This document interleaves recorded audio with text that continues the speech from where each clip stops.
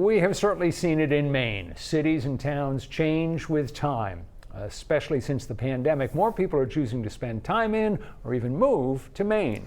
For some once proud mill towns or places that are just a bit removed from the typical tourist hotbeds, they're getting creative with how they attract visitors. And I wanted to see how they get things done. Tonight we're going to go get in our boats and paddle up the river for a while. On a perfect July evening, I joined a group on a short canoe trip on the Presumpscot River, a waterway that for decades was polluted by industry. On this night, clear water and clear minds. Tranquility, just a few hundred feet from busy Westbrook. Most rivers are borders. They separate cities and towns, but for Westbrook it actually brings us together. Despite getting out in nature, this is a deliberate move to get people to stay a while in town. You can hear the concert a couple hundred feet away in downtown Westbrook. And yet as soon as you start paddling up the river, you will feel like you're far away from civilization. And I think that's really unique. The paddle is part of Westbrook's plans as a nationally accredited Main Street. There are hundreds across the U.S., 11 in Maine. Places like Belfast, Bath, Augusta, and Skowhegan. We'll also have an overhang out over the river about here. Not always the first towns a visitor to Maine thinks of. The National Main Street Center was founded more than 40 years ago in response to malls and to populations moving out of downtowns. The center gives support to towns looking to reshape how they preserve history and attract visitors.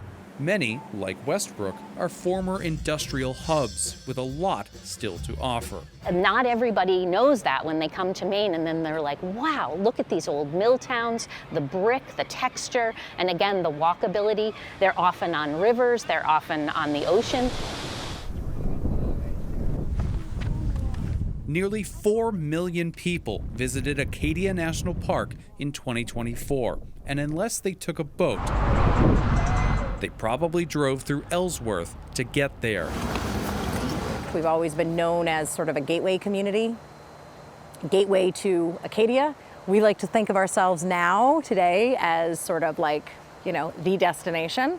Cara Romano directs Maine's newest accredited Main Street project.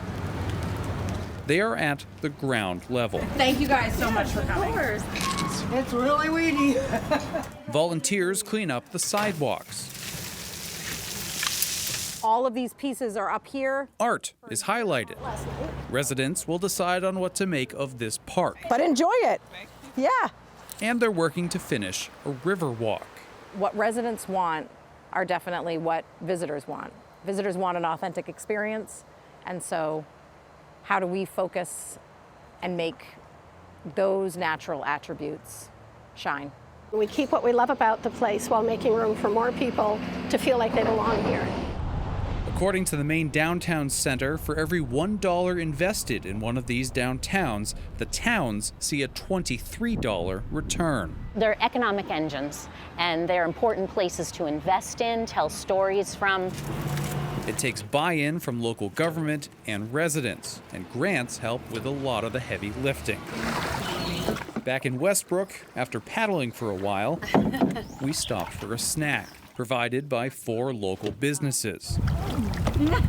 And then followed the water back under the full moon light. This was wonderful, and I hope everybody tries it. Among the canoers, Kelly and Mike Krieger are Mainers, but are new to Westbrook, essentially tourists in their own state. I was looking for things to do since we're new to the area, and I found this, and it just seemed like a lot of fun, and it did not disappoint. Give a tourist a lobster roll, and they'll spend good money for a day.